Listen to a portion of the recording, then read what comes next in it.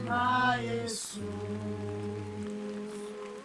watunganijwe n'amaraso, hari ubwo yakuhagije amaraso, mbese imyambaro yawe irera. Bazatinya